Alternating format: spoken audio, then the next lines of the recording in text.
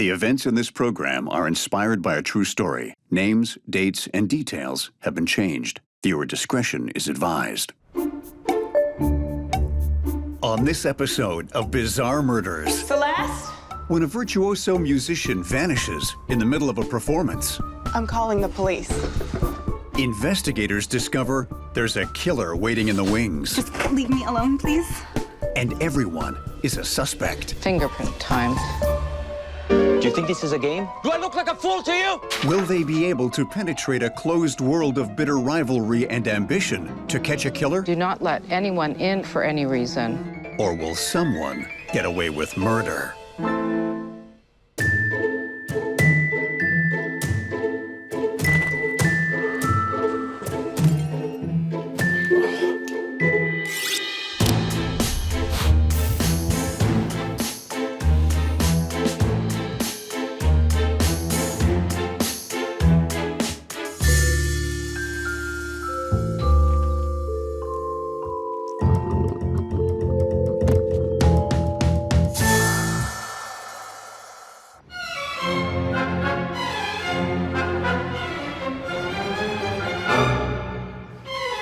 Celeste is a young virtuoso cellist who just graduated top of her class from a music conservatory in the south of France.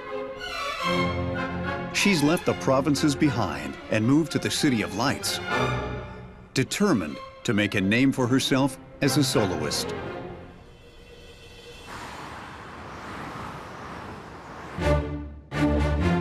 And Celeste has come a long way in just 2 years. She's worked her way up the ranks to second cello in an illustrious orchestra.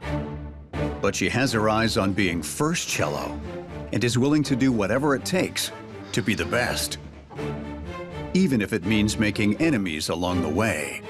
Like the song says, it's a long way to the top if you want to rock and roll, even if what you're playing is Mozart and Beethoven. Behind those lovely harmonies, the classical music world is cutthroat. Kind of reminds me of my time at the FBI, because to make it in an orchestra, you got to be driven, ruthless, and super talented. Celeste is all of the above, and that makes her fellow cello players nervous. Let's say they're highly strung. Yeah, she's made a few enemies, but that's the price you pay to be top of your game. Celeste is so focused on her music that she has no time for romance. But even if Celeste isn't looking for Mr. Right, someone definitely has his eye on her. Celeste is young, talented, and beautiful, on her way to the lofty heights of the classical music world. Of course she has fans. Now maybe this is just the cop in me, but there's always something a little creepy about secret admirers. Sure, if my poetry was that lousy, I'd probably want to remain anonymous too.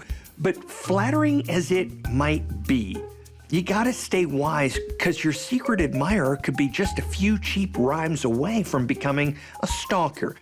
And no one wants that kind of fan. It's opening night of the musical event of the season.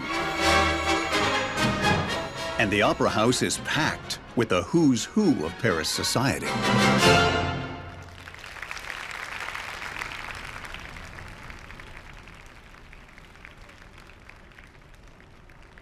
But tonight, Celeste is feeling under the weather. She lives by the words, "The show must go on," so nothing short of a natural disaster will prevent her from picking up her bow for the final acts.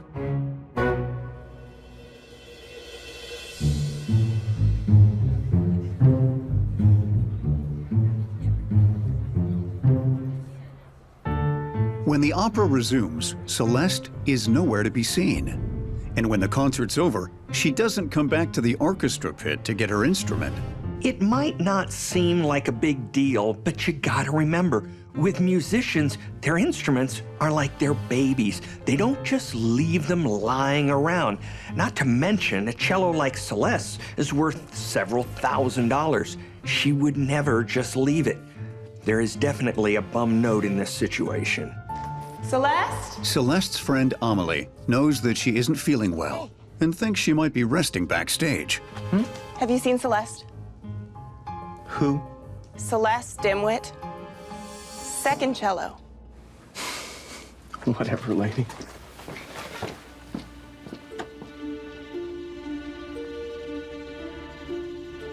If Celeste found a quiet place to rest during the intermission, Celeste? she might have fallen asleep. Are you back here? But the backstage service corridors are confusing to anyone unfamiliar with them, and the musicians rarely have any reason to venture there.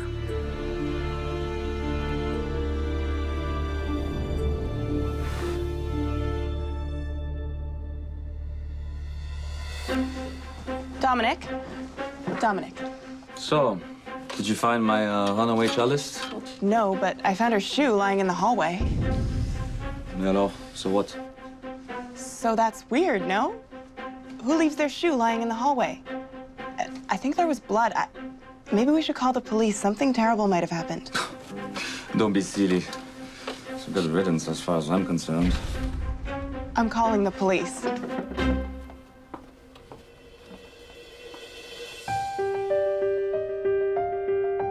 Inspector Javel has detective work in her blood. She's from a long line of police officers stretching back to the days of Eugène Vidot, the first French detective and the inspiration for Sherlock Holmes. So, has Celeste ever done this before? Left in the middle of a concert? No. Romantic problems? No? So here we have a musician who never misses a day of practice, let alone half a concert performance, and she has up and vanished. Her friends found her shoe near a trail of blood backstage. Show me where that shoe is. But if anyone can figure out what's going on, it's our inspector. She's a lot like Celeste herself, determined and meticulous, and nothing escapes her attention. Like Dominic's attitude towards the situation, Javel sees right off the bat that her missing cello player has rivals. This is where I found the shoe. Don't touch that. There might be evidence. You two, go back to the rehearsal room and wait for me. Do not leave the building. It's down there.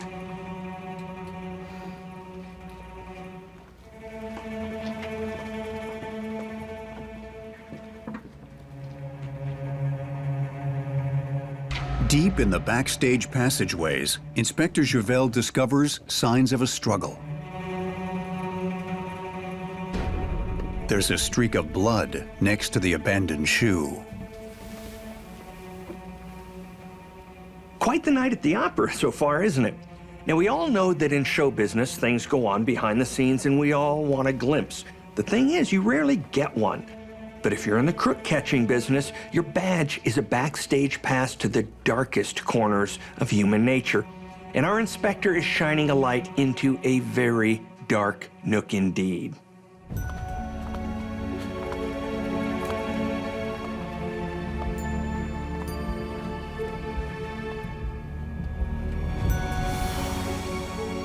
Looks like our missing cello player took her final bow.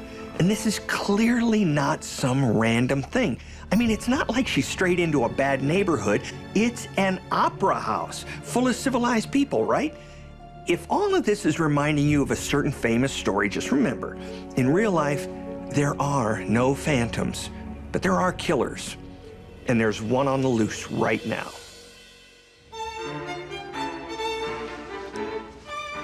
Get me the medical examiner on the line and lock down the building. Do not let anyone in or out for any reason. To Inspector Javel, Celeste's murder has all the hallmarks of a sexually motivated crime. After a few years of working homicide, you learn how killers think and how they do things. And in Murder 101, you learn that killers almost always try to hide the body. I mean, it seems obvious, right? Celeste has been tied up and partially undressed. To me, this looks like the killer wants to send some kind of message. Whoever murdered Celeste has something to say. When Inspector Javel searches Celeste's locker, she finds the anonymous love letter. It could be a key clue. If she finds who wrote it, she might find Celeste's killer.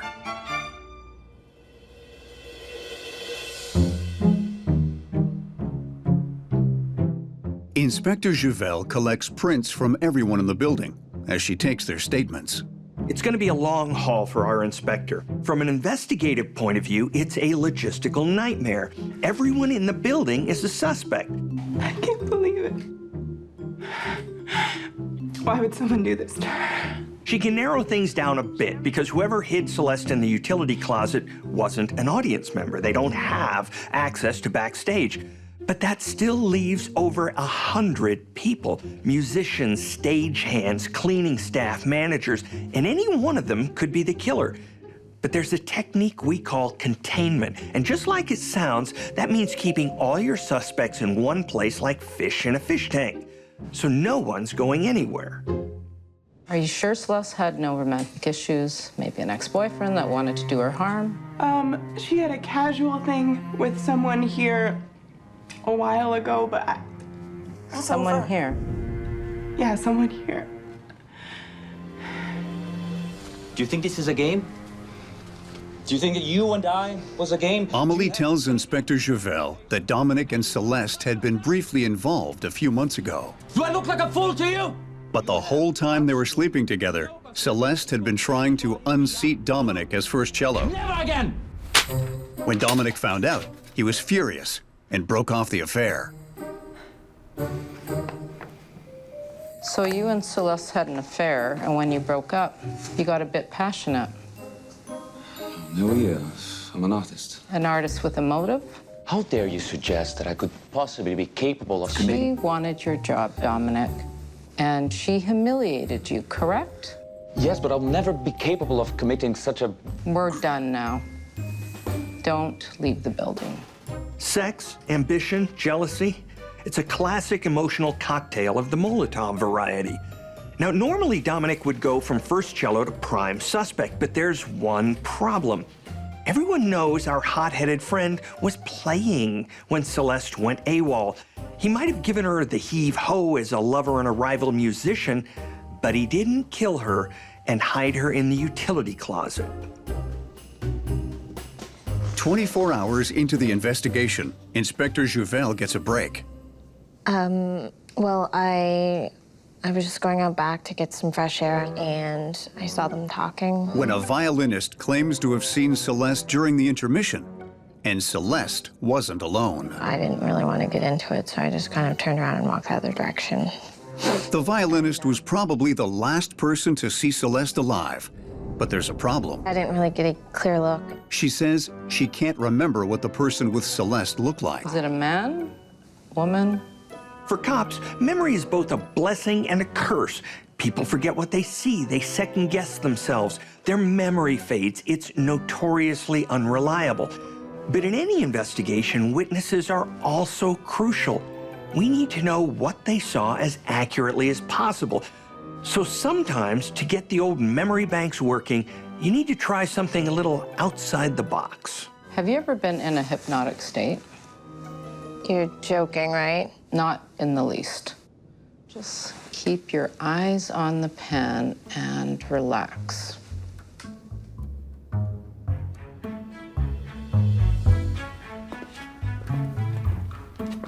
Oh, It's you. Just leave me alone. I need some space here. yeah, I can show you the way to the backstage door. Get some real air back there. How about it? No, that's okay. Just leave me alone, please. That was weird. Tell me what you saw. It was a young guy. He looked like a stagehand. It's Inspector Javel's first solid lead. If Celeste was last seen with a stagehand, she can now focus her interviews on a specific group of people. Okay, that's all for now, but don't leave the building.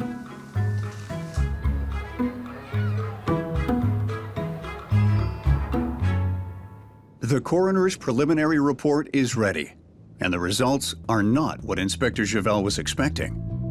It turns out Celeste was not sexually assaulted, as she had initially assumed. When Inspector Javel was reading the coroner's report, something clicked.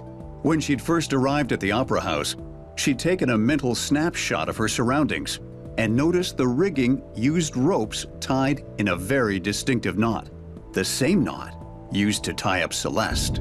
this is what we call a major break. A witness thinks she saw Celeste talking to a stagehand. And those knots? You don't see any musicians tying them. It seriously narrows down the suspect pool. Everything in this investigation is now pointing backstage, but that still leaves a lot of people. And our inspector needs more than finger pointing if she's going to make an arrest. What can I do for her? Inspector Javel interviews the backstage staff one by one, starting with Victor, the stagehand she encountered when she was retracing Celeste's movements during the intermission. Can you explain to me why you were cleaning up a few feet away from my crime scene?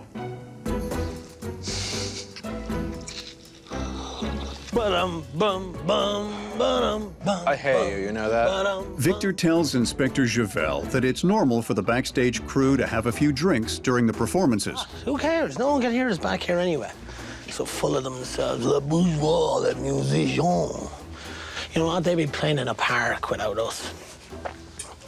But we make more than them, so who cares, right? The night of the concert, he was hanging out with his buddy Luke. Oh, God. When the police arrived looking for Celeste, Victor didn't want management to find out about their backstage activities, so he tried to clean up the mess. So you fellows don't exactly hang out with you musicians, I take it. Hell no.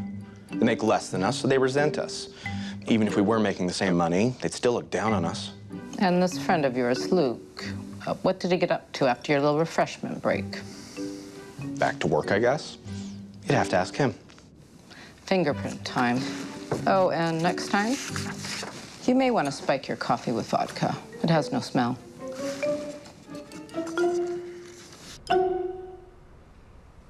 Where were you during intermission? Next on Inspector Javel's list is Victor's friend, Luke. I was taking a nap by the wardrobe area. Well, so what? Everyone takes a nap there sometimes. Away from the so-called music. Did you see her? No, I didn't see what's her name. Her name was Celeste, and you better get used to it because we're not done talking about her. Did anyone see you napping? How should I know? I was asleep. We all know people who mix work with a little pleasure, and though that might be against house rules, it ain't exactly criminal. Nothing wrong with wanting to end your shift on a high note, right? But this stagehand's story is sounding a bit off-key to Inspector Javel. He's a little too, let's say, cocky for somebody being questioned about a murder, and that gets her attention. Inspector Javel can't find anyone who saw Luke taking a nap during intermission.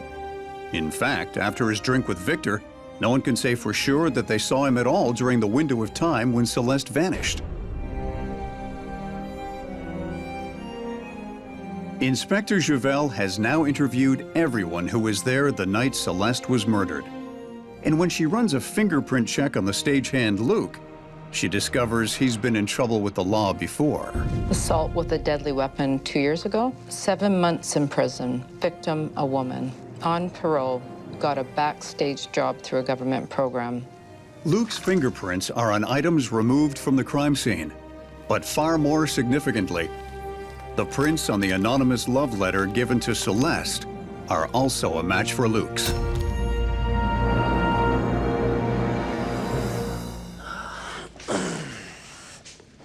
Miss my company, Inspector?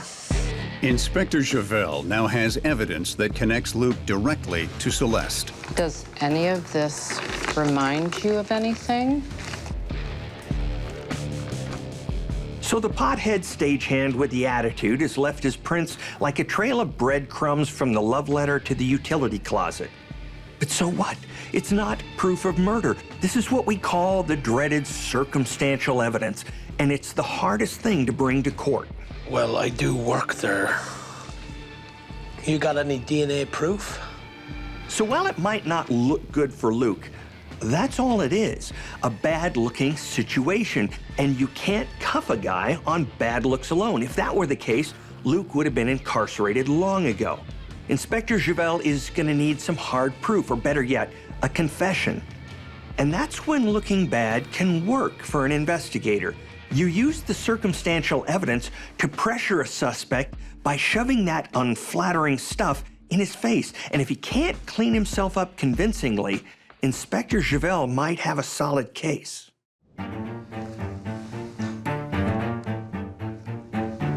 You make me want to sing because you're my everything. I got a kick out of messing with her. Highbrow type. Very well. But a witness saw you and Celeste together, and no one saw you napping backstage. So where were you? Napping, like I said. That string player, we work in the same place. Like, none of this amounts to meld. You seem pretty confident, so I imagine you won't object to me searching your locker.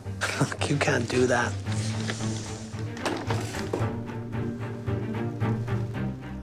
Yes, I can.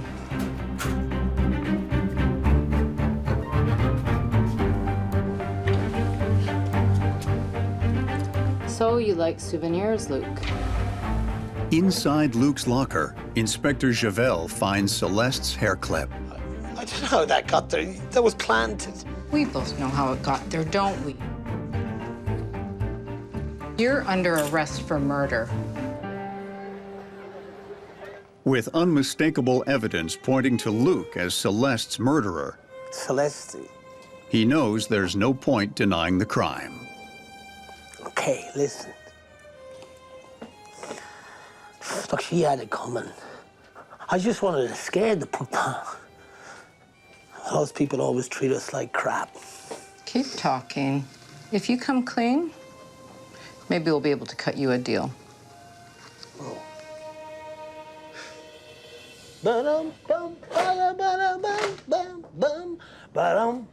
Hey, golden tonsils, patois, shut it! I'm rehearsing tonight. Get out.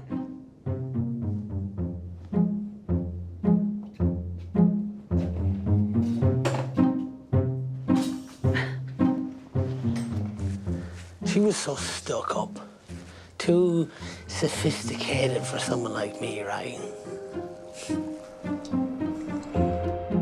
Luke tells Inspector Javel that Celeste stands for everything he hates in life, especially privilege and snobbery. But he just couldn't resist the way she played music. Luke couldn't bring himself to approach the beautiful and talented Celeste. And as his unrequited love grew, so did his frustration and resentment, until the day came when he decided to teach her a lesson.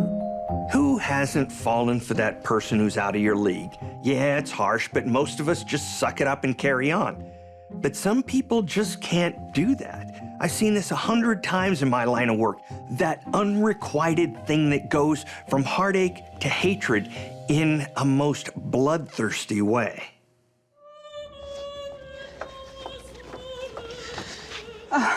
It's you.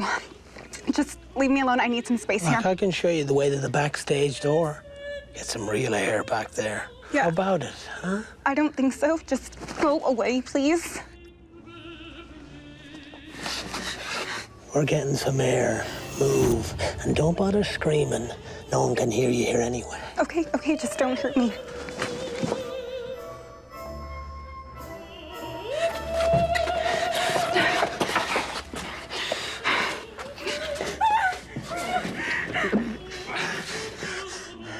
What are you doing, you piece of trash? Do you like my letters, huh? That was you. You've got to be kidding me. Let me go! Ah! Let me go! Hold your legs still. Hold them still. I tied this rope. Luke claims he tied Celeste up to buy himself a bit of time to skip town before she could raise the alarm. It's typical thinking when you're a crook who's gone too far. He says he just wanted to forget Celeste, leave her in the opera house all behind him. But he hadn't counted on the object of his hopeless adoration fighting back. Oh, yeah. Shut up!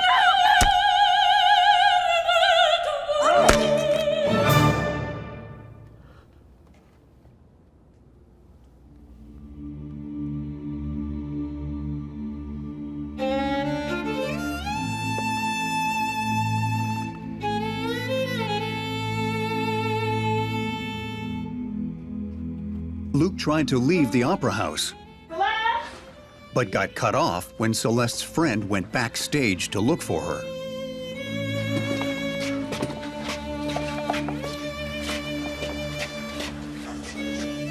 So, he said we'd cut a deal.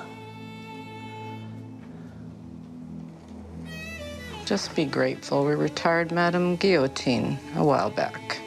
Luke is sentenced to 35 years in prison for second-degree murder. What the hell? No deal? Take it from me, you can't count on mercy just because you fessed up to the deed. Murder will always be murder, and giving it up is no guarantee justice will go easy on you. Luke is going to be singing to himself for the rest of his days.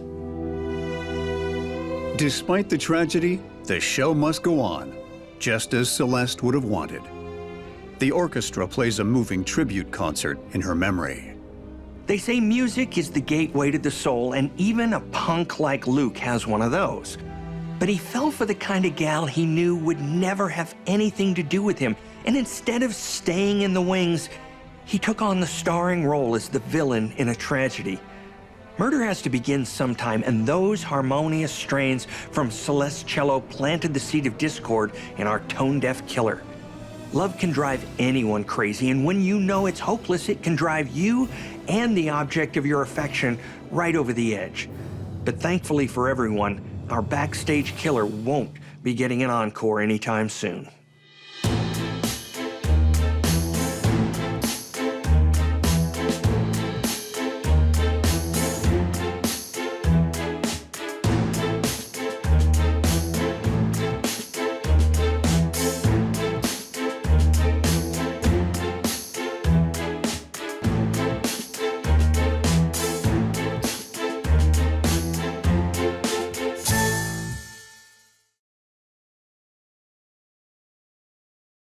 The events in this program are inspired by a true story. Names, dates, and details have been changed. Viewer discretion is advised.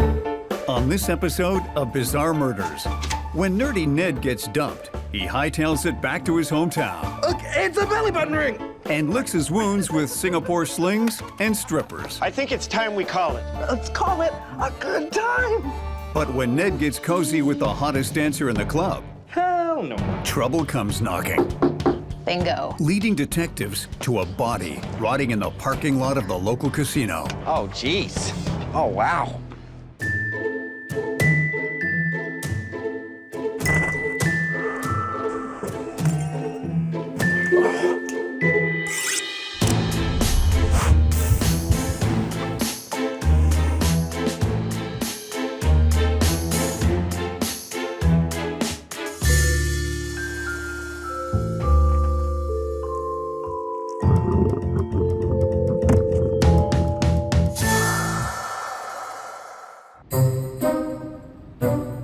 Laverne, Michigan, 2000. In a small town outside of Detroit, an employee of the casino and lounge, Michigan Casinos, notices a strange smell coming from the parking lot. Oh, gee whiz, that's right. Jerry, a longtime employee of the casino, tracks the scent to a fancy sports car. Unable to open the trunk, he calls the Laverne Sheriff's Department.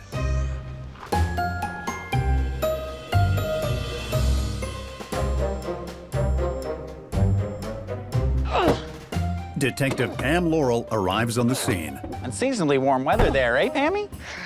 That it is, Jerry. And attempts to jimmy open the lock. Thinking it might be a deer or something, seeing it's the end of deer season. Oh, jeez. Oh, wow. But instead of a rotting deer carcass, Detective Laurel finds a body. And it's human. Doesn't smell too nice there, does it? The body has begun to decompose, and the face has been bludgeoned beyond recognition. It's the middle of winter in the northeastern United States, so the killer probably thought the body would stay frozen, at least for another month or two, till they could figure out what to do with it. But if the weatherman can't predict the weather with certainty, a careless killer can't either. No ID. And a decaying corpse rotting away in a small, hot space. Oh, wow. Can be a dead giveaway that there's a new murder in town.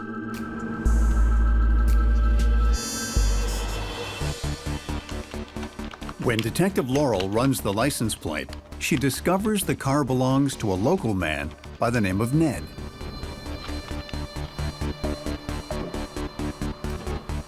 Ned is a socially awkward computer nerd who desperately wants to party with the cool kids. Up until a year ago, he was a happily married Silicon Valley tech whiz, until his wife of 5 years had an affair with the plumber and divorced him. Her wealthy family paid him loads of cash to get out of town. He returned to his childhood home, wealthy but emotionally distraught. Excuse me. Hi. Back home, Ned wallows in self-pity, trying to console himself with liquor and beautiful women. Now, what's your name? It's human nature to want to console yourself after you get dumped. I get it. You pick your poison, indulge a little, then get back on your feet. But when you hit rock bottom and stay there, you tend to make some pretty bad decisions. And those decisions can come back to haunt you in ways you never dreamed of. Unable to track Ned after finding a dead body in the trunk of his car. Pam? Lauren, it's been a while. Yeah, I'd say close to senior prom. Detective Laurel brings his brother in for questioning. How's Cheryl? She's good. How's Wayne? Good. Lorne is the local pastor We're looking for Ned. and is well known for his good deeds in the community. You know, after the divorce, Cheryl and we opened our hearts and our homes to Ned. Then he started hanging out with that rough crowd, you know. So Cheryl and I said, you gotta go. Lorne admits that Ned has been going on benders since he returned home, and it's not uncommon for him to lose touch with his family for days or even weeks. I hate to break it to you, Lauren, but we found a rotten body in the back of Ned's trunk. Oh, did you now? Yep. So, do you think he's capable of murder? Detective Laurel is looking at two possibilities right now. Ned's either on a bender and has no idea where his car is, much less who's in his trunk, or he's gotten mixed up with some bad folks who've gotten him into a, shall we say, compromising position. Detective Laurel shows Lorne a belly button ring found on the body in the trunk. Oh, Jesus, Mary, and Joseph. This is Ned's. Huh. Well, where'd you find this? I can't say. So Lauren's basically identified the body. Sure, we still need an autopsy to confirm, but 9 out of 10 times, if the belly button ring fits, see where I'm going? So now Detective Laurel has to figure out who would want to kill this geeky nouveau riche wannabe. According to Lorne, Ned continued to party into the wee hours of the morning, Lorne! while Lorne continued to rescue him. Awesome! What are you doing here? You called me, Ned. Right. Oh, it's a belly button ring. Jeez, Ned. I think it's time we call it. Let's call it a good time. Jesus. Get it? A good time.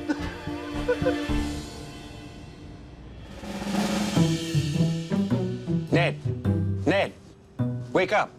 Ned. Ned starts hanging out with strippers regularly. Here, drink this. And proceeds to drink himself into oblivion night after night. Hoping to save his brother from eternal damnation, Lorne formulates a plan to get Ned into rehab and clean up his act. What do you say we go down to Florida, just the two of us? Soak up some sun. Lorne has been in touch with a rehab facility just outside of Disneyland and is hoping once they arrive, he can persuade Ned to check himself in. Just us brothers, living at large. Yeah, maybe we can check out some clubs on the way. Sure. All right. I'll book it. Great. Well, let's have a drink to celebrate.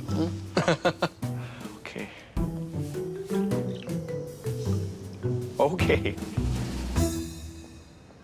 Later that day, Lorne sets to work planning their trip to Florida. What's this? Dry and Mighty Rehab Facility. We use the Holy Spirits to help release your loved ones from their demons. Brother, You need help. You need help. You're brainwashed with all this religious crap. You think you're so much better than everybody else. Why don't you just have fun for once? The last thing an addict wants when they're about to hit rock bottom is some do-gooder religious dude trying to save him. At least that's the way Ned's looking at it. But when you back a wild animal into a corner, someone tends to get hurt. So Lorne better watch his almighty ass.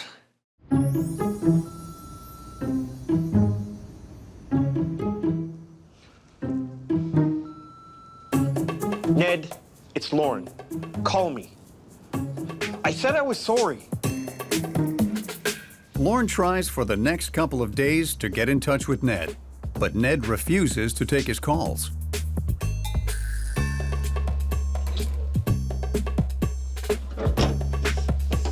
A week after their fight, Lorne finally decides to confront Ned. But when he knocks on the door, Da? an unknown woman answers. Is Ned home? No, he went to Florida. Who are you? I'm Ned's friend. He wanted me to house sit for him while he's away. He couldn't go on the trip. I have the tickets. What? That doesn't make sense. I dropped him off at the airport.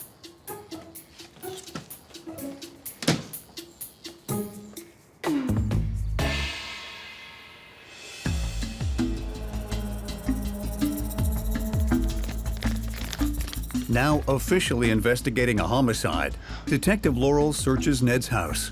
Would you look at that? She finds a small trace of blood on a cat statue. Bingo. Luminol reveals pools of blood that have been hastily cleaned up. With that amount of blood at the scene of the crime, Detective Laurel knows that Ned was likely dead long before he made it into the trunk of his car. Now she's got to figure out who put him there and why. It also reveals a handprint. Finding a handprint at a murder scene is like winning big at the roulette table. It is a good high. The killers essentially left a calling card, but Ned was hanging out with the underbelly of society in the form of drug dealers and strippers. So tracking down the perp is like looking for a belly button ring in a haystack. You know what I'm saying? So, forensic testing confirms the blood belongs to Ned. Detective Laurel brings Ned's mysterious new house sitter in for questioning. Her name is Karina. We believe that you're the last person to see him alive, so I wanted to bring you in for some fingerprints. But why? Well, it's just a standard procedure. I just want to rule you out. Okay, but you know I could never hurt Neddy. This little doohickey here is for the fingerprints.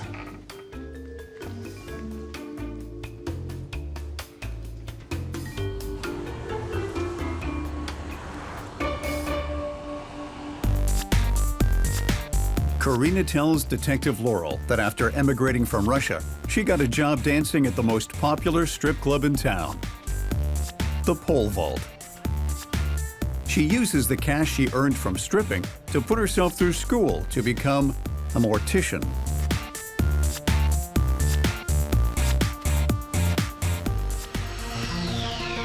You've got beautiful hands. Realizing Ned isn't one of the usual meatheads on Perv Row, Karina feels sorry for him and shares a drink. You've got beautiful. You got beautiful. Thankful for the attention, Ned buys her drinks all night. So tell me a little bit about yourself.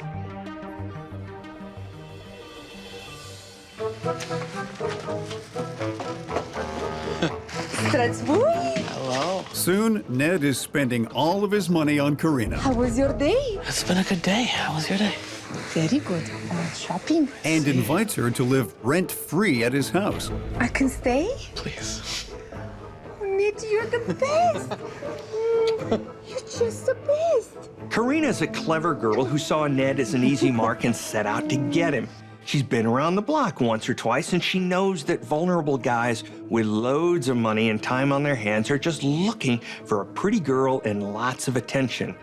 A seasoned gold digger like Karina can deliver on that with one hand tied behind her back. Now, some people may call girls like Karina opportunists, but in my line of work, we call them something else: suspects. When the fingerprint analysis comes in, the results are damning. So, your fingerprints were found all over the crime scene. But I live there. They were found in Ned's blood.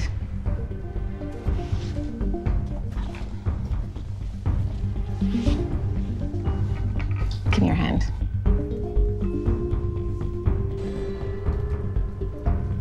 What'd I tell you?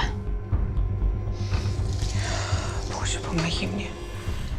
It wasn't me. But I know he did it. Karina knows she's done for. The imprint of her palm is literally written in Ned's blood, but Karina's a hustler who could talk a dying man out of his last breath. So there's no telling what tale she'll tell. Blood evidence puts Karina, a stripper at the pole vault, at the scene of Ned's murder. What happened, Karina?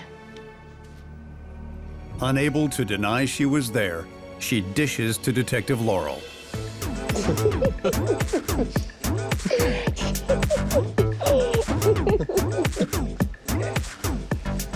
Любовь моя, this is my friend Vlad. Vlad is a Russian gangster who loves to gamble. He's always had a taste for the finer things in life. Hi. But he'd rather use other people's money to get it. This is my friend Eddie. Good to meet you. Karina admits that she and her boyfriend Vlad have been scamming Ned since he walked into the club. In reality, Vlad's a Russian gangster wannabe who's hooked up with his stripper girlfriend to make an easy buck at other people's expense. He lives by the motto, why do the work when others will do it for you? We'll see how that works out for him. Karina and Vlad keep their relationship a secret so that Karina can gain Ned's trust, steal his money, I love you. and ultimately fund their expensive gambling habit.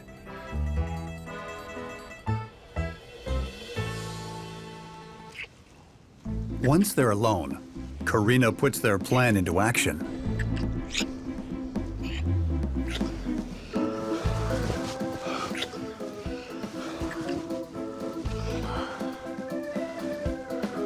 The drug knocks Ned out for a good hour.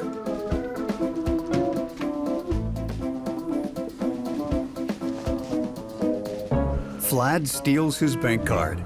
Karina gives him Ned's PIN number, and he withdraws money from Ned's account, while Karina deletes the bank alerts from his inbox.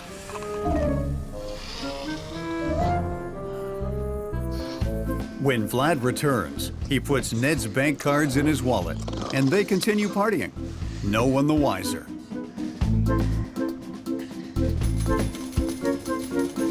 Place your bets. Karina and Vlad begin to rely on their gift horse, regularly knocking Ned out. Yeah, no more bets. Stealing his money and using it to fuel their gambling binges. Because Ned spends most of his waking hours drunk, he has no idea which end is up, much less how much money is left in his bank account. Whenever he looks at his balance, which is pretty much never at this point, he just assumes he's the one who made the withdrawals, which is exactly what Karina and Vlad want him to believe. Karina thinks they've got it made in the shade. Until... Lapuchka, what's wrong? I miss Lauren. I think I should go to rehab. But you don't have a problem. I'm thinking you might be right. And I think I should go.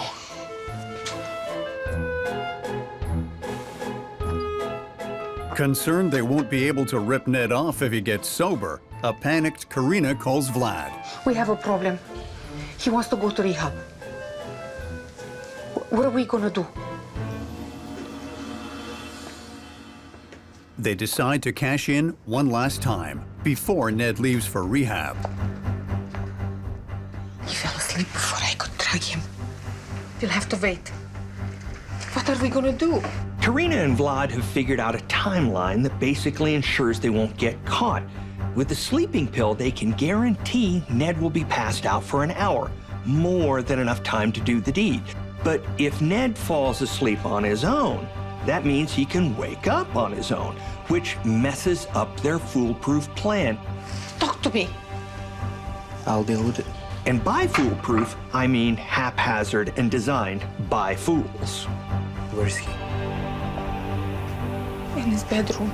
But Vlad, unwilling to miss their final opportunity to scam Ned, No. No. goes full steam ahead. Nazi para. Stay here, котик.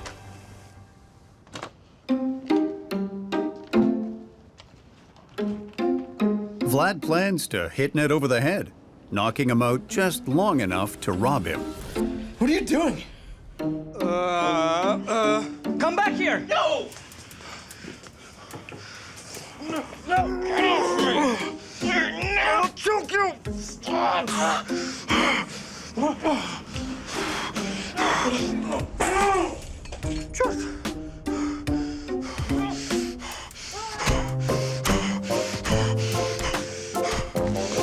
What happened?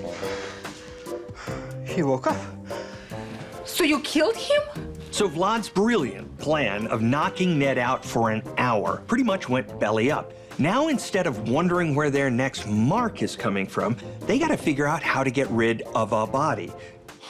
All you people out there who are thinking about this line of work, this is how dumb people become dumb killers. If you tell anyone, you're gonna be the next one.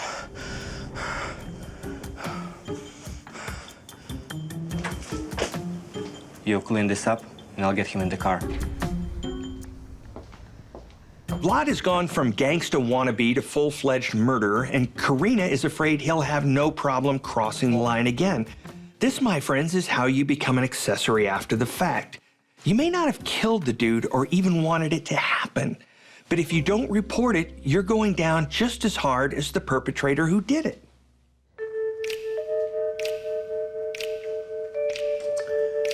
Sure. She's lying. I have nothing to do with Nerd dying. She gave him too many sleeping pills and he OD'd. Huh. In my experience, when you have two criminals looking down the barrel of a murder charge, you can usually count on them pointing the finger at each other. Call it self-preservation at all costs. So you're saying you had nothing to do with Ned's death? Can you swing it? Hell no. You're gonna stick with that story then? The autopsy report reveals that Ned died of blunt force trauma to the head, and there were no drugs found in his system. I'm done talking. Vlad looks like he just heard the words checkmate. But here's the problem. Detective Laurel's got two different stories from two unreliable witnesses. So what do you do when both of your suspects are pointing the finger at each other? Well, you follow the evidence, because it doesn't lie. Looking for a break in the murder case of local tech whiz Ned, who was found dead in the trunk of his car, Detective Laurel reviews the CCTV footage of the parking garage at the casino. Would you look at that? It shows Karina and Vlad driving Ned's car into the parking lot. The footage also shows Karina and Vlad losing thousands at the roulette table and repeatedly withdrawing money from the casino's ATM. Well, I'll be damned. Ned's bank records show the withdrawals made from the casino ATM are from his checking account. Detective Laurel can be pretty sure it's not Ned withdrawing his own money because he's dead as a doornail. She can also be pretty sure that Karina was a willing participant in this ruse because she's hanging out with Vlad, gambling and partying like it's 1999.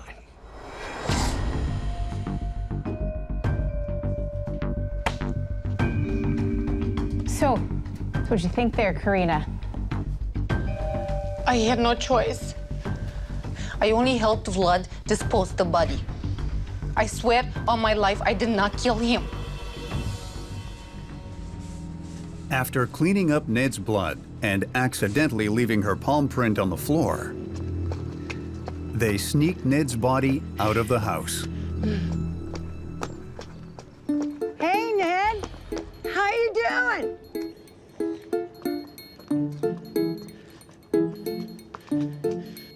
Hi there. How's it going? Everything all right, Ned? Yeah, all good. We gotta go.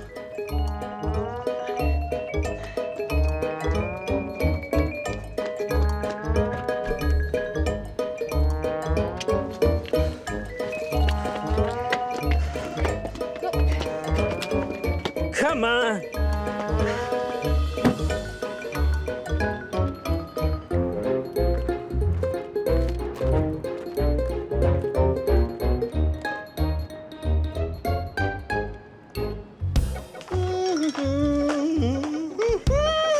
Karina and Vlad think Ned's body will stay frozen until they can figure out where to hide it permanently. More, honey. More. Just put more. In the meantime, they party hard.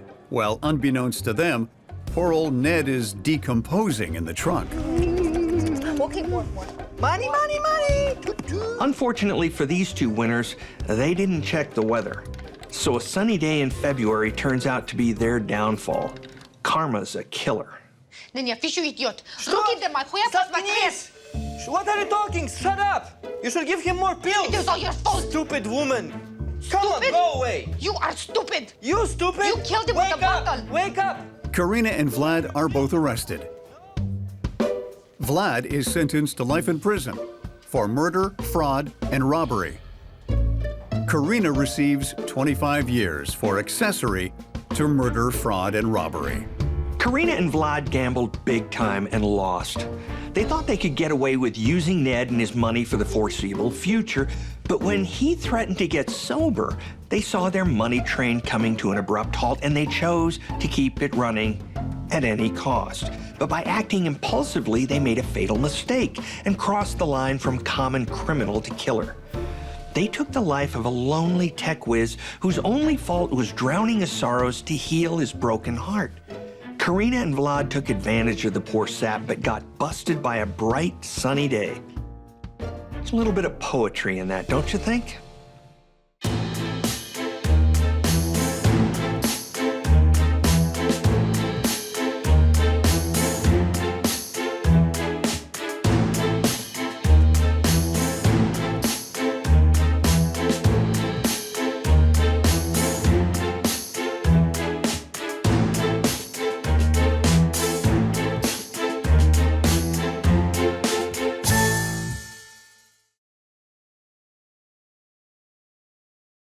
The events in this program are inspired by a true story. Names, dates, and details have been changed. Viewer discretion is advised. On this episode of Bizarre Murders, Stefan. in a sleepy German town, a love triangle turns nasty. No, Stefan! Swines, you bastard! And jealous passions take over. Nine. Swine! But who is to blame for the desperate act of a scorned lover? Get out! Out! The investigators are going to have to use more than their gut to figure this case out. I think we've all had enough bratwurst for the time being.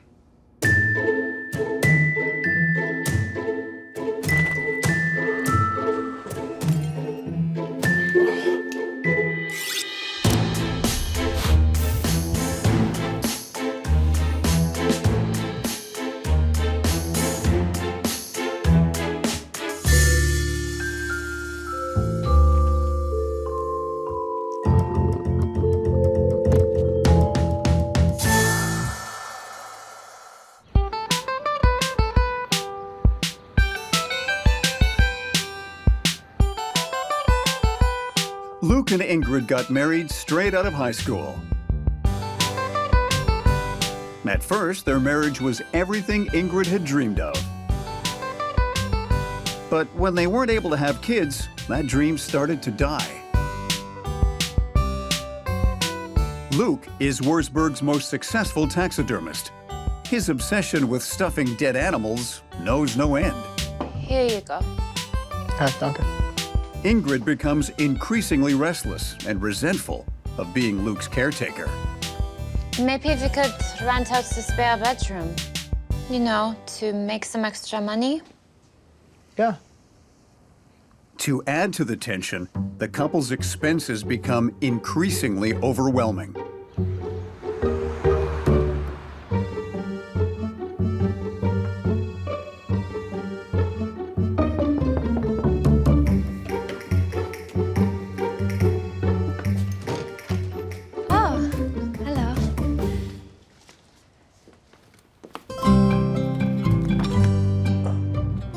Hi, I'm Stefan. It's a pleasure to meet you. I'm Luke. Ingrid. Pleasure to meet you, Ingrid.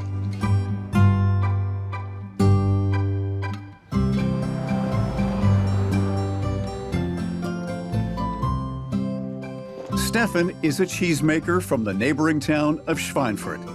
He's renting out Luke and Ingrid's spare room so he can scout out the local marketplace in advance of Oktoberfest. Hello. Hello? I'm not disturbing you, am I? Of course not. Please, come in. I just wanted to make sure that everything is okay. Leticia, yeah.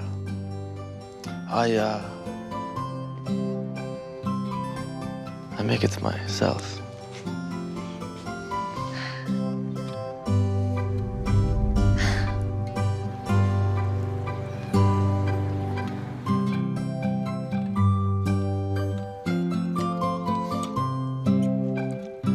Luke's fixation with his dead animals keeps him at his shop 24/7, leaving Ingrid alone in the apartment with Stefan.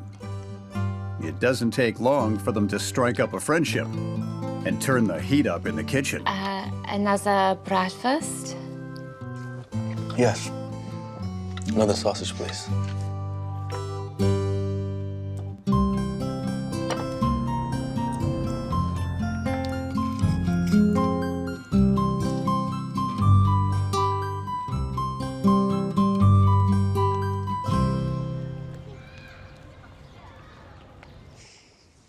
I want you, Stefan.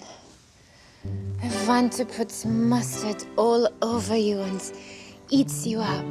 Stefan is 10 years younger than Ingrid and makes her feel young and sexy all over again. Luke? Kiss me, Stefan. In all my years at the FBI, I never saw any cases where a bored housewife looking for excitement led to any problems. Never at all. I'm kidding, of course. There was actually one case at the FBI where it led to a quadruple homicide involving the eating of a human corpse. Let's hope it doesn't come to that. I mean, I hate those cases. With Luke burning the midnight oil every night, Ingrid and Stefan's affair kicks into high gear, turning the apartment into a bona fide sex den. Do you like the clam? I love it.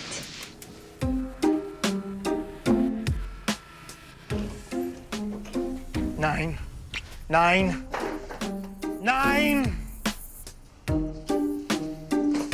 Swine!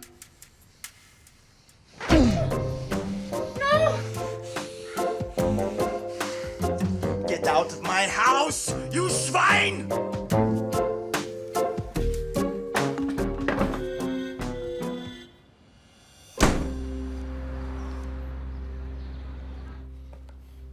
Stefan moves out the next day, and Luke and Ingrid try to put the pieces of their marriage back together. Stefan means nothing to me. It's over. It's you that I love, Sneaky. Are you sure you still want to be with me? Is the man who stuffs dead animals? Yeah.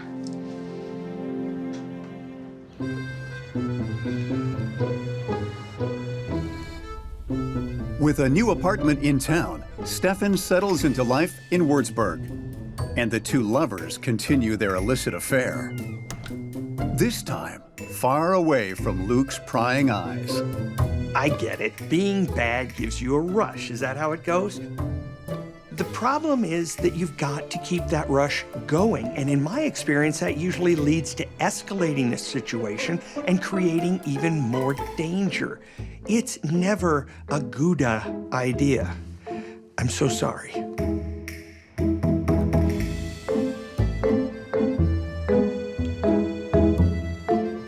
Stefan's cheese business is taking off, and he's riding high. Life gets even better when he meets Hannah, the most young and attractive bratwurst maker the world has ever seen. Guten Tag. Hello. Bratwurst. Cheers. Stefan. Stefan and Hannah hit it off from the get-go, and within no time at all, start a whirlwind romance.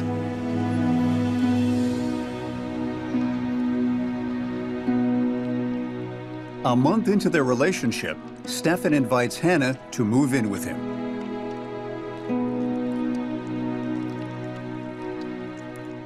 My little schnitzel. Little.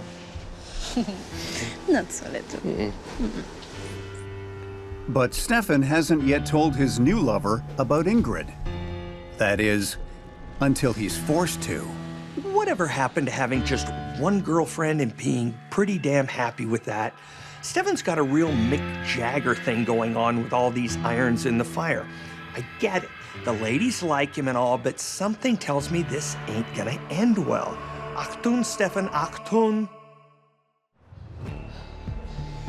You Hurensohn!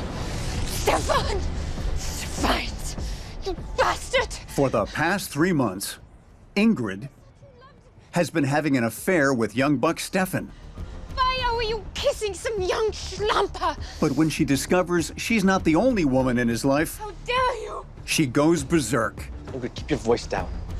Right, Hannah, don't go, don't go. Ingrid, it is over. Okay? I'm in love with Hannah now. It's fine. I would not want to be in Stefan's shoes right now. A woman scorned is a, well, let's say, hell hath no fury. What is going on? Who was that? Okay, we had an affair. I don't know. She's obsessed with me. She's crazy. She can't accept that it's over.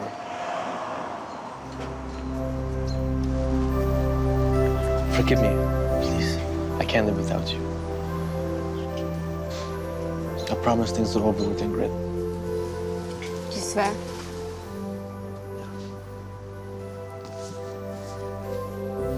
Man, can this guy talk his way out of anything or what? Unreal.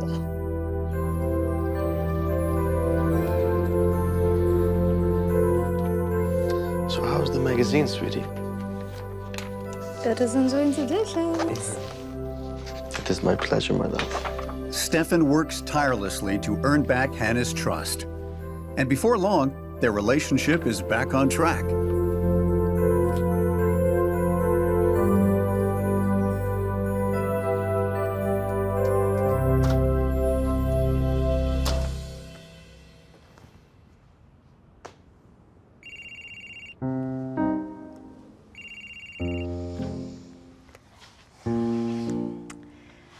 I was waiting for your call all day long, Stefan. I'm sorry, my love.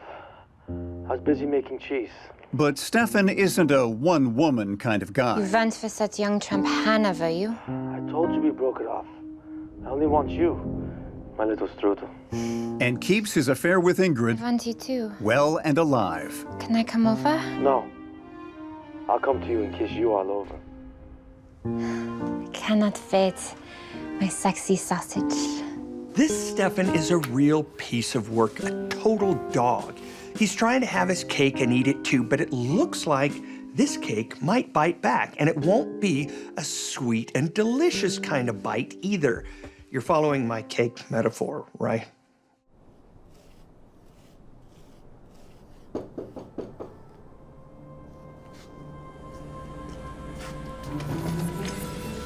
Ingrid? Hannah? What are you doing here? I should ask the same question of you. I live here? You what?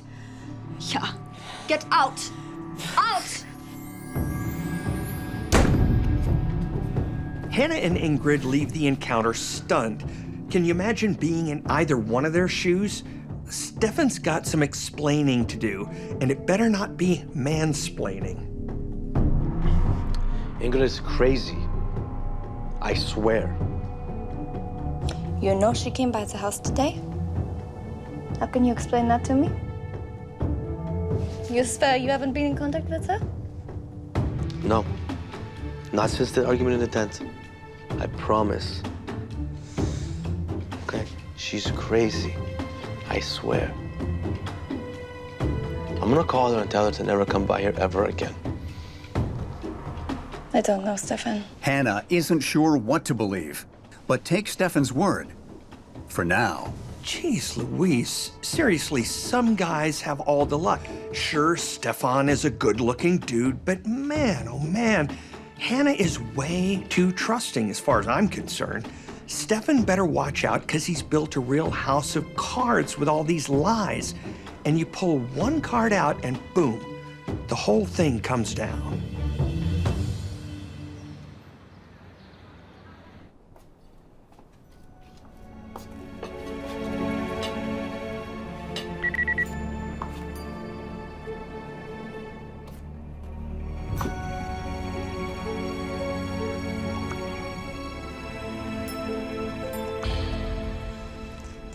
Fine, I hate him.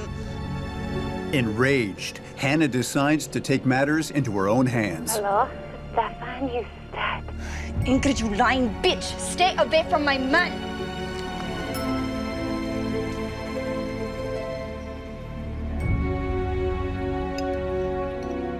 Without any mention of her phone call with Ingrid, Hannah moves on as though nothing happened.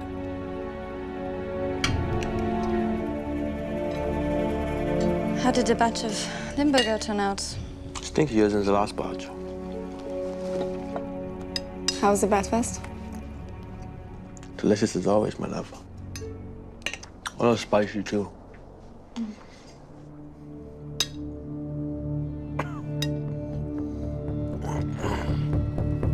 As Stefan finishes up his third bratwurst, You okay, Schnucky?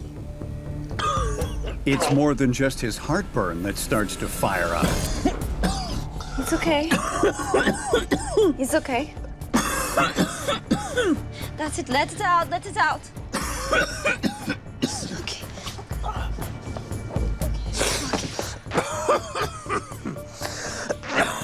It's okay. Breathe. Hello? Police? My boyfriend has become violently ill. I can't feel my legs and my arms. Help me. Help me. And I can't see. I can't see. Hans! Hans!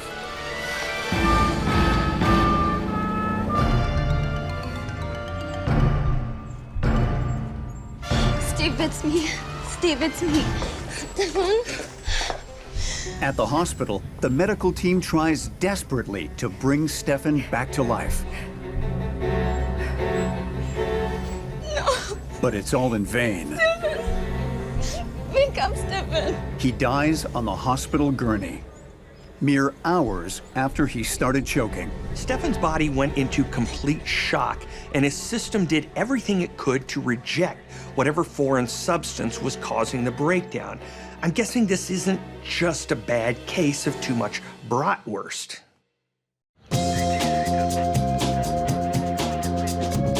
Due to the strange nature of his death, an autopsy is performed on Stefan's body, and the toxicology report reveals the presence of a substance called oleander, found in the bratwurst. Is that so? Oleander? For those of you not in the know, oleander is a plant used in homeopathic medicines for pain relief. But if overconsumed, high doses will stop the heart and other internal organs from working, which is bad. After severe vomiting, you'll feel like your mouth is on fire. Then you'll lose all feeling in your limbs. Your breathing becomes slower and slower, and your heartbeat will eventually stop. But the real kicker is your mind remains completely lucid throughout, so you get to experience your own personal nightmare in real time with complete clarity. It really is the worst. With oleander being such a rare substance, it's likely that Stefan was deliberately poisoned. And Hannah is Detective Wolfgang's #1 suspect. So, Fräulein, do you care to tell me why there was this rare poison called oleander found in the bratwurst you served Stefan? Poison? Why would I poison Stefan? I love him. We were going to spend the rest of our lives together. I'm curious to know, how did the poison get into the sausage? I don't know. You should ask that crazy lady Ingrid. Ingrid? She was a taxidermist's wife. They were having an affair. She was obsessed with him. Und where does this Ingrid live? I don't know. But I can give you her phone number. This was Stefan's phone. You can see the text message. Du sagst es nicht. So you've got the new girlfriend who's learned that her boyfriend was cheating on her with his ex. The boyfriend ends up dead at the hands of a sausage served to him by his new girlfriend, who claims she would never hurt him. This is a classic love triangle with both women having motive to kill him. So the challenge for old Wolfie here is to figure out which of these jealous cuckoo clocks had the opportunity. Detective Wolfgang brings Ingrid in for questioning. And how do you know Stefan? He rented a spare bedroom in my house. It was only for a short time. Have you seen him since? No, I barely know him. But I know all about your affair, my dear. All about it. Look what I found, Fräulein.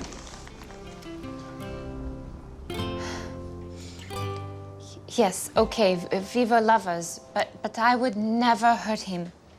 Never. He was the only good thing in my life.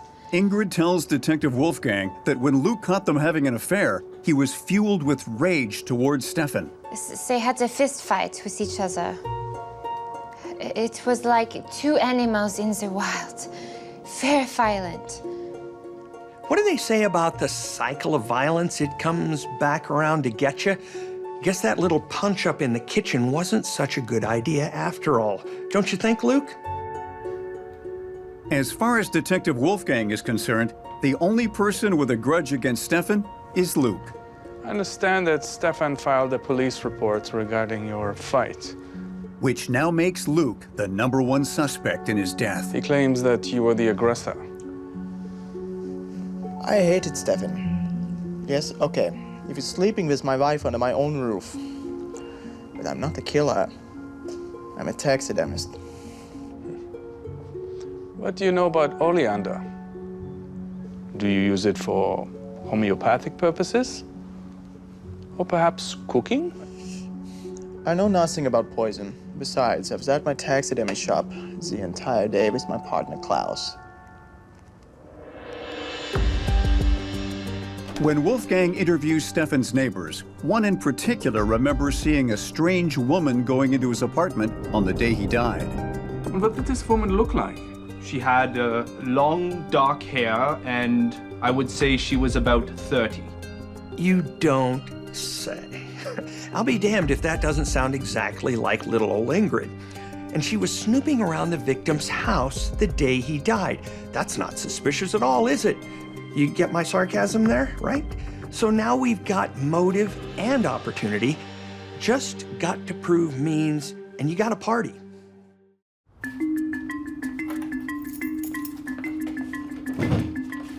Oh.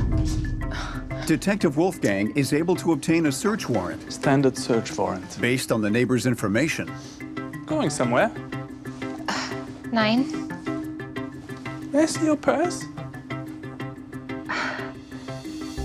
I'm only asking to be polite.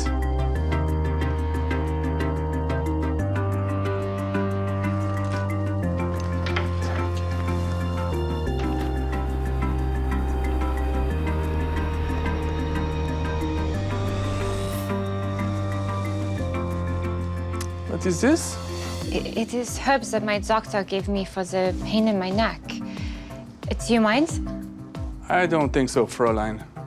You'll have to use a more traditional pain medication for the time being.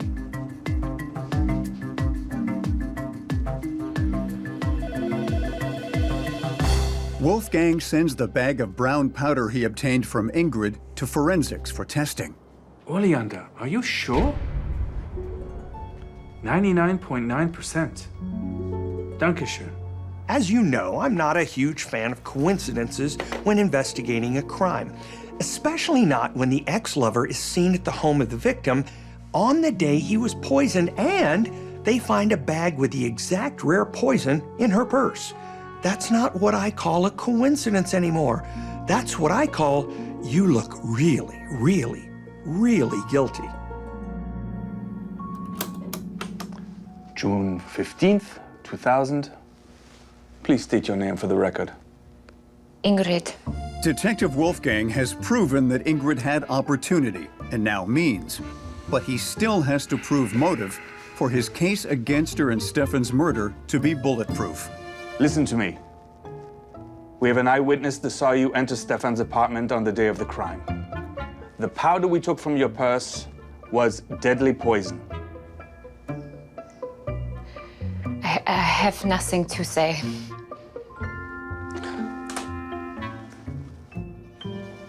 I have tickets to the opera tonight. Why don't you just tell me how you did it and we can all get on with it? Ingrid, this is your chance.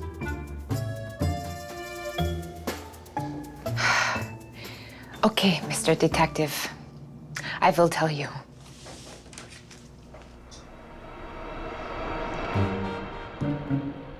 When Stefan stopped answering Ingrid's calls, she sank into a deep depression. She couldn't imagine her life without Stefan and refused to accept that anyone else could have him if she couldn't. Guten Tag. What brings you in today? I need something for the pain in my neck. Something for the pain. Let me just check. She went to a homeopathic doctor on the pretense of needing a pain reliever. Oh yes, oleander. Excellent for the pain, but is known to be deadly in high doses. Oh. Be very careful with it. Then she let herself into Stefan's apartment and put her plan into motion. Ingrid switched Stefan's bratwurst for the one she made at home with a special ingredient. Enough oleander to kill him. Oleander is bitter, so if you were to mix it in with something bland like a piece of bread, you'd know it right away. But some spicy bratwurst? Now we're talking. Ingrid, I'm placing you under arrest for the murder of Stefan.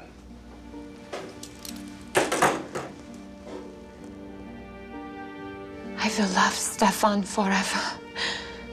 He is my spicy bratwurst. I think we've all had enough bratwurst for the time being. Ingrid is charged with first-degree murder and sentenced to life in prison. You could say that Stefan had it coming with all the womanizing, but that doesn't mean he deserved to be poisoned to death. In the end, Ingrid was a lonely, bored housewife who let her jealous passion overcome her, and Stefan was the one who paid the price.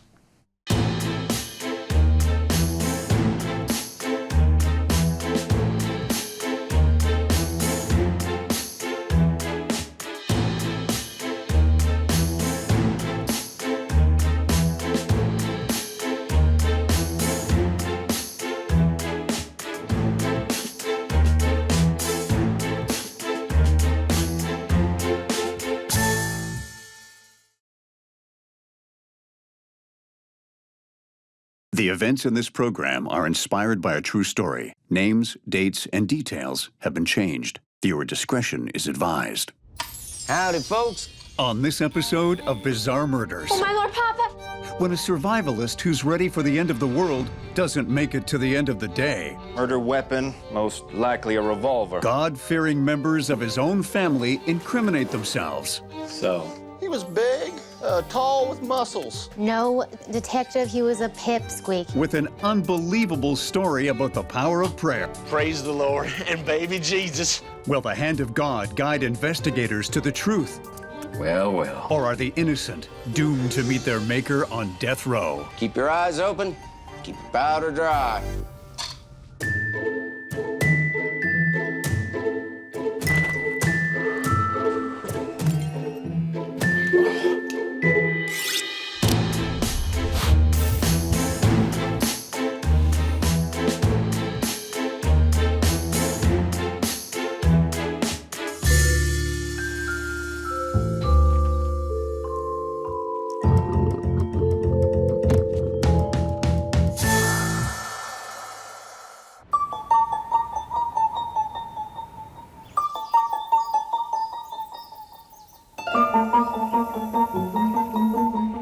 listening to Apocalypse Tomorrow Radio, folks. No station, no government regulation, just the free airwaves. And we're here with Big Pace Paxton. Howdy, folks. Good to be here. And he's going to tell us about his new book, Pace. It's 214 days till Y2K. Are you ready? Born ready, hoss, you betcha. Big Pace is a former oil executive who's spending his retirement and wealth getting ready for the end of the world as we know it.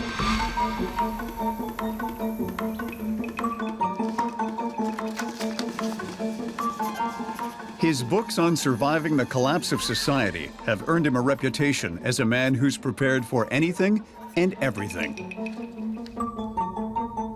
Like many survivalists, Pace believes that gold will be the currency of the future once society has collapsed.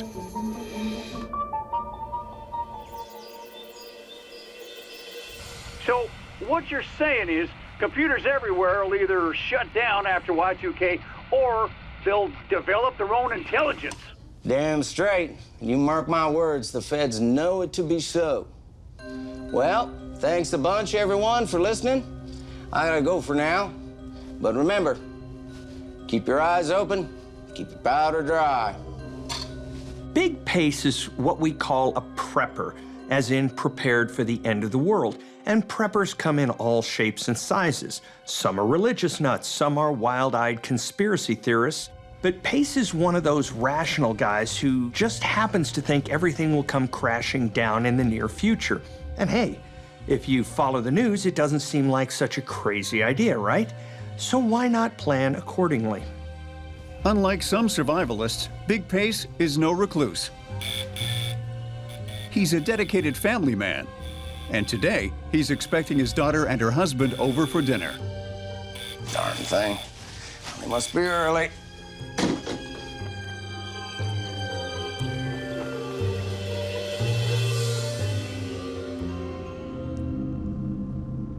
He started it, I swear. You didn't have to take a swing at the man. He's your boss, for heaven's sake. He called me a Bible thumper. Next time, just turn the other cheek, dear, and thank the Lord he didn't fire you. Pace's daughter, Janice, met her husband, Josh, at Sunday service 5 years ago. Now, make yourself useful and carry this. It's cherry pie, Papa's favorite. He'd been troubled as a young man, but found Jesus after a spell in jail for assault. Janice believes Josh is on the road to salvation, and she's going to make sure he stays on it. Hold your horses. I'm coming. All right, I said hold your horses. Gee, what a racket.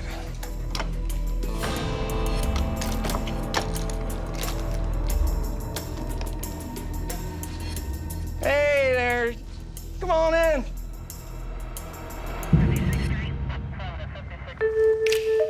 Detective Clancy is a straight-shooting cop who lives to serve and protect.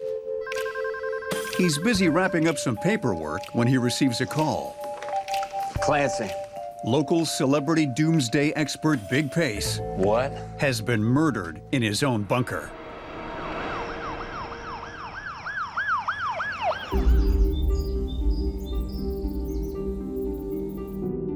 Detective Clancy is aware of Big Pace's reputation and wonders how anyone got close enough to shoot him.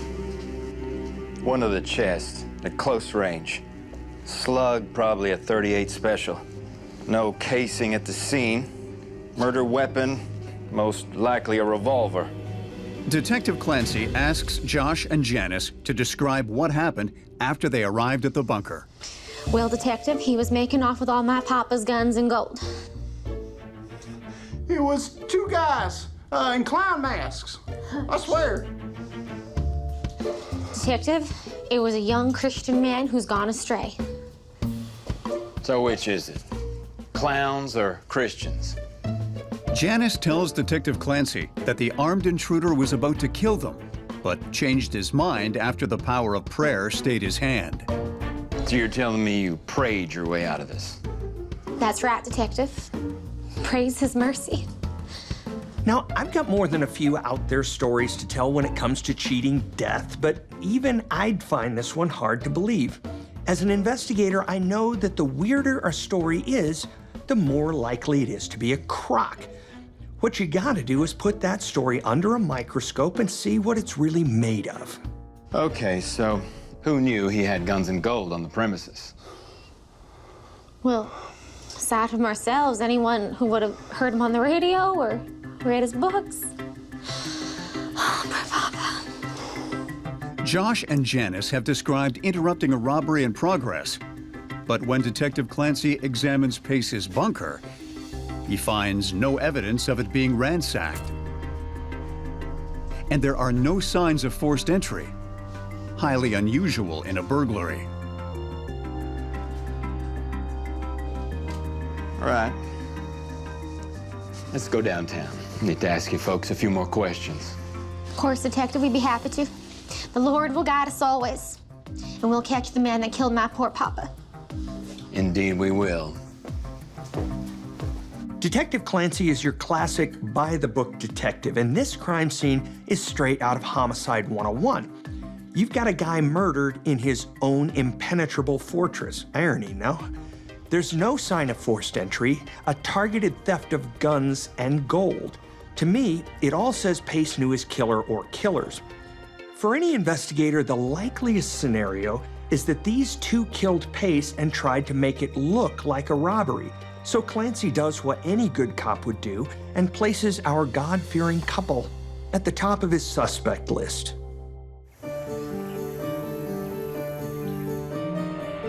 Next up, Apocalypse Tomorrow Radio. For all you folks who think the feds aren't flying those black helicopters, think again. Big Pace is right. On the other side of town, in a not-so-secure bunker, Bobby, another doomsday enthusiast, has a surprise for his girlfriend, Misty. Bobby, this is one big-ass box right here. Oh, baby, this big-ass box has more gold in it than the pearly gates. Bobby tells his girlfriend, Misty, that he'd heard Big Pace on the radio talking about stockpiling gold and decided to rob him. Praise the Lord and baby Jesus, all that glitters. Oh, my word. This is what they paved the yellow brick road with, I swear. What? The yellow brick road?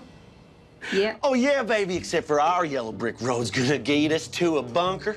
And with all this gold, we's gonna have the best bunker you ever done imagined. Plus, plenty left over for end times. Just like Big Pace, Bobby believes that the world will end, but not because of a technical glitch like the Y2K bug Pace was preparing for. For Bobby, it's God's judgment that looms large. The world is soon to be punished for its sins, and Bobby is determined to survive it. Baby, don't we already live in a bunker? No, baby, this is my mama's house. I mean a real bunker. Okay, well, as long as you promise me you didn't hurt nobody while you were bringing this stuff here. No, baby, of course not. I cross my heart. Okay. That rich old man won't miss a thing. Okay. Oh, I love you, baby. I love you, baby.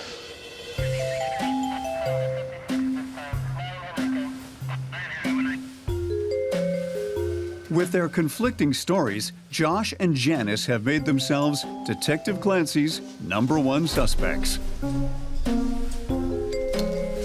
So, what'd the intruder look like? He was big, tall with muscles. No, dear. Detective, he was a pipsqueak. He only looked big because he had a gun. Any distinguishing marks? Had a tattoo of a knife. It was a cross, Detective. Even though he's on a fallen path, he still keeps the Lord close. Right. The inconsistencies in Josh and Janice's accounts of what happened only strengthen Detective Clancy's suspicions. The standard procedure needs your consent for a polygraph test. In my experience, there's really no correct way to behave when you're being questioned by the cops, especially after a traumatic event. People do and say weird stuff. And for a lot of cops, anything that seems out of the ordinary can be a sign that you're lying, especially when they already think you're guilty. In law enforcement, we call this tunnel vision, and that tunnel can lead straight to a courtroom. Male suspect, clearly not truthful. Very nervous. Although polygraph tests are not admissible as evidence in Texas courts, for Detective Clancy, the results confirm a theory. Female suspect. Inconclusive. She's a cool customer, all right. That level-headed Janice was the mastermind behind the staged robbery, while Josh, the submissive husband, was the trigger man. Question is why? What's the motive here? What I always say is, don't overpack your go bag. You're not headed to the beach, folks. Bobby, when you sell all that gold, can we finally get a TV? While the detectives focus their attention on Josh and Janice, Bobby searches online survivalist chat groups. That's how the government watches you, you know that. He needs to sell some of Big Pace's gold to fund his own bunker, and then he can hoard the rest for the apocalyptic future he's convinced is coming.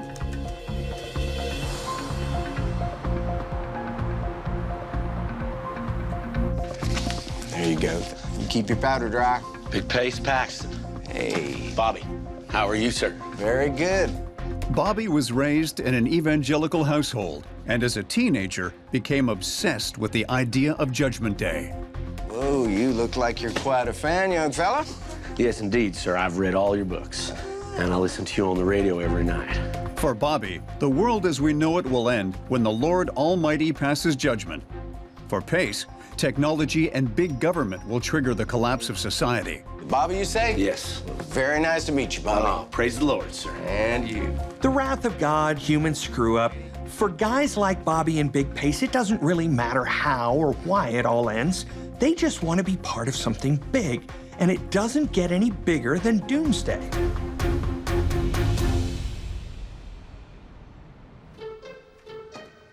When Detective Clancy runs background checks on Josh and Janice, he discovers that Josh is a convicted felon who spent time inside. Well, he has some priors. Josh might be a church-going man now, but before he found a friend in Jesus, his gospel was the Miranda warning. Not mentioning a rap sheet makes it look like he's hiding something. Janice didn't bring it up either, and she's the one who keeps talking truth and cooperation. It's an alarm bell no investigator's gonna ignore. If Josh and Janice smelled fishy before, they're twice as fishy now.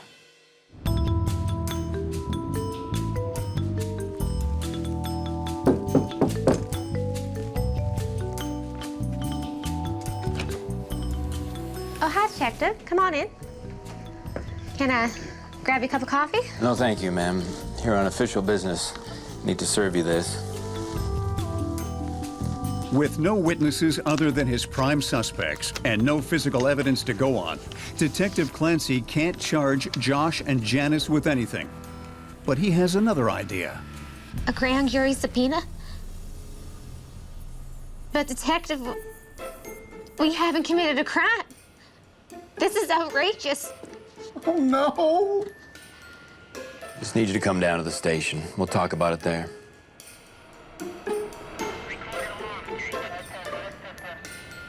By convening a grand jury, Detective Clancy can bypass the usual charging process and simply present evidence to the jurors. We should have stuck with the story about the clown mask guys. Have faith, dear. The truth will set us free. The truth is what got us in here. The jury is convinced there's enough circumstantial evidence to indict Josh and Janice for premeditated murder. Please help us, oh Lord. Please free us and save us like you did before. They're jailed until the trial date comes up. Amen. So how did that happen? Strange as it sounds, in a grand jury situation, the proceedings are secret, and defense lawyers and the accused aren't present.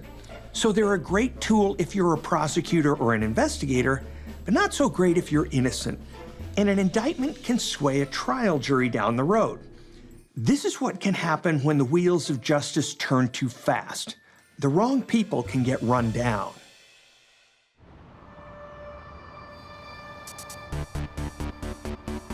The indictment of Josh and Janice allows authorities to search their house for evidence connecting them to Big Pace's murder while they're in the county lockup awaiting trial. Well, well. For their hearts plot violence, and their lips speak trouble. As a convicted felon, Josh is forbidden from having firearms in his household, and it's a revolver that fires .38 specials, the same type of gun used to shoot Big Pace. Clancy also finds bank statements that indicate that Josh and Janice have been moving money around, suggesting they're having financial problems.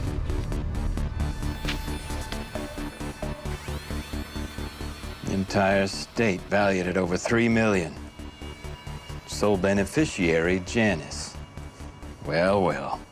Now, most reformed felons would think twice about possessing a prohibited weapon, because that means a trip back to the slammer. But it is Texas, so maybe it's not too surprising.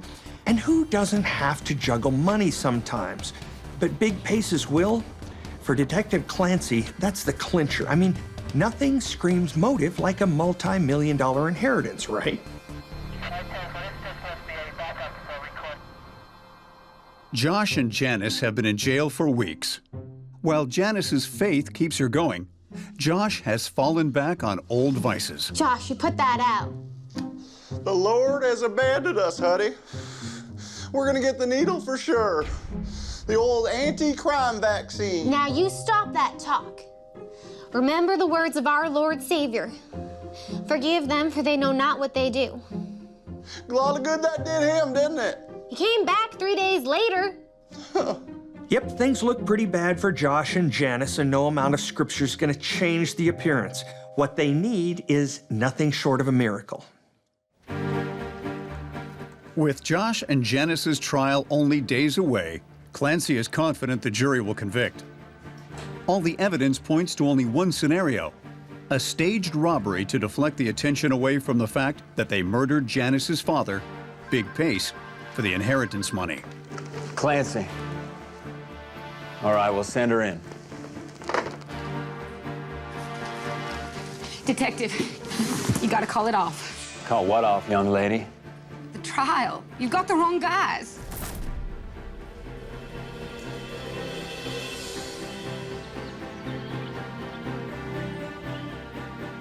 Misty tells Detective Clancy she was at home alone while Bobby was at work. There's gotta be some Oak Ridge boys on here somewhere. Well, here on Apocalypse Tomorrow Radio, there's only 72 hours to go before Josh and Janice face the music in the Guns and Gold murder trial. They might have got the drop on Big Pace in this world, but he's reaching out from the grave now, folks. I hate to admit it, but even the authorities get it right sometimes. Misty realizes Bobby lied to her. Not only did he kill someone to get the gold, but now 2 innocent people are about to pay for the crime. For the first time since Bobby came home with Big Pace's gold, Misty's conscience gets the better of her.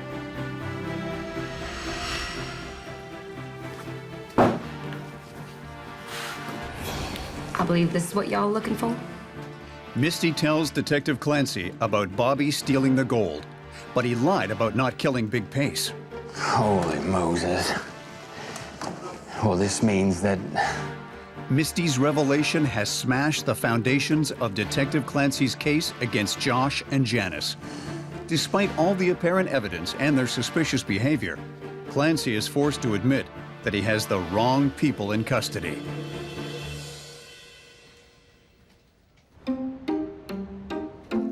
Armed with Misty's information, Detective Clancy immediately switches gears.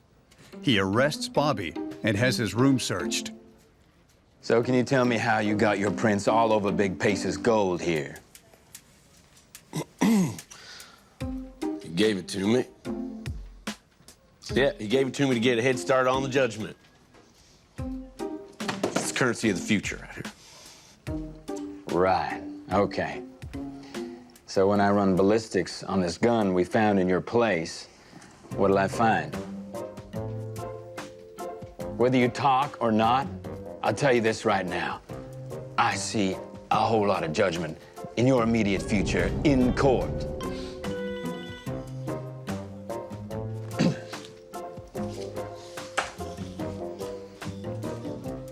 All right, God's honest truth, I did not mean to kill him, sir.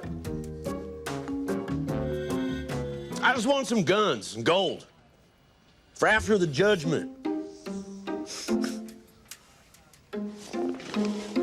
It was an accident.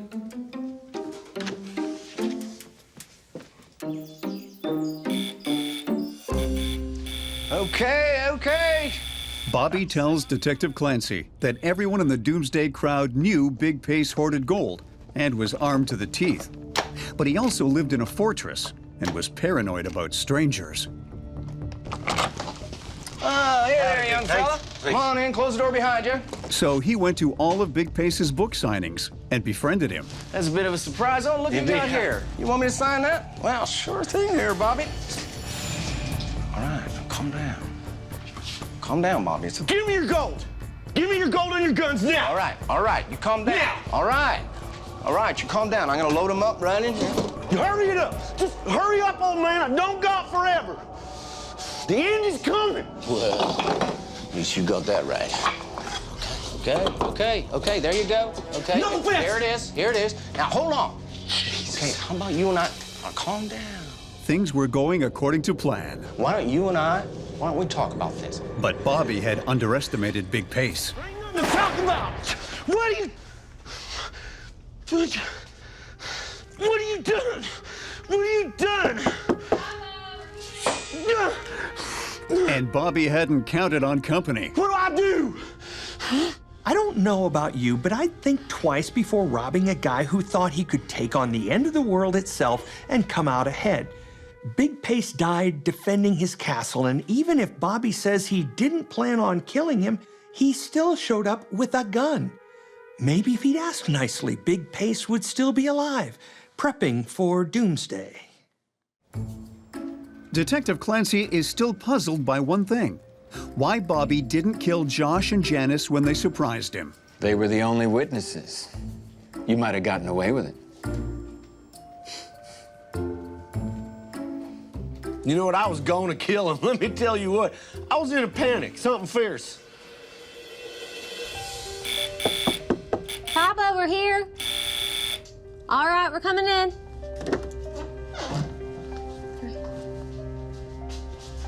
Oh, my Lord. Oh, my Lord, Papa. Papa. Oh, my Lord, Papa. Papa.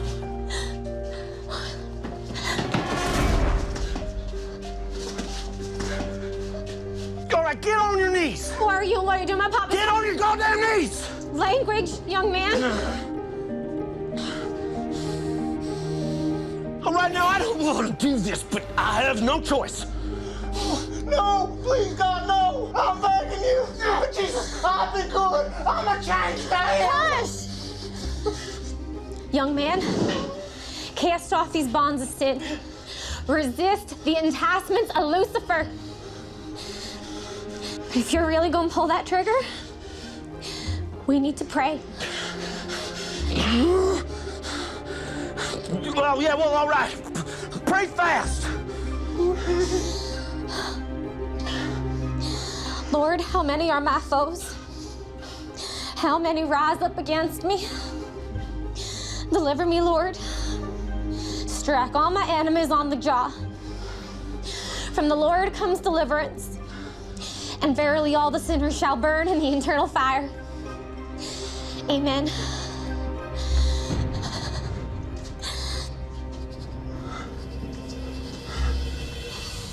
No, it's all right. Overcome by the fear of God's wrath, It's gonna be all right. I've heard the word of the Lord. Bobby tells Josh and Janice that he'll spare their lives. But don't you tell a soul about this. Oh, so help me God, I will find you and kill you. No police. You hear me? How are we supposed to explain my poor Papa there dead on the floor? All right, you tell him there were two men that did this. Yeah, you hear me? Two men wearing clown masks. Two men wearing clown masks, yeah. Okay? Okay? And if you breathe a word of this, I will find you. Swear to baby Jesus. Close your eyes. Down, heads down. Don't move.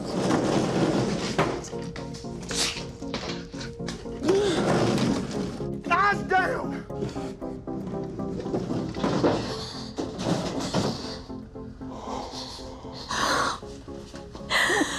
Praise Jesus, the Lord, have mercy.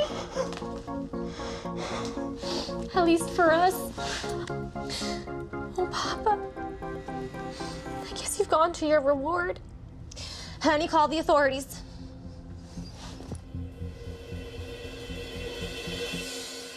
The Lord spoke to me, sir, and he said them's is honest, church-going folk. And I knew, sure as I sit here, if I killed them, well, there'd be an eternity in hell for me.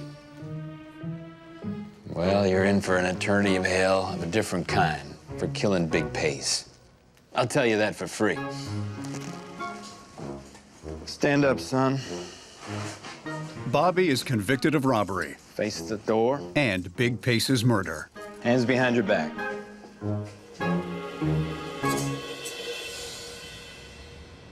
Bobby's confession means Detective Clancy can release Josh and Janice, who have been languishing in jail for weeks.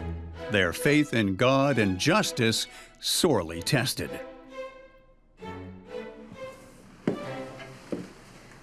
Detective, I've been praying on it, and I really think we need a new lawyer.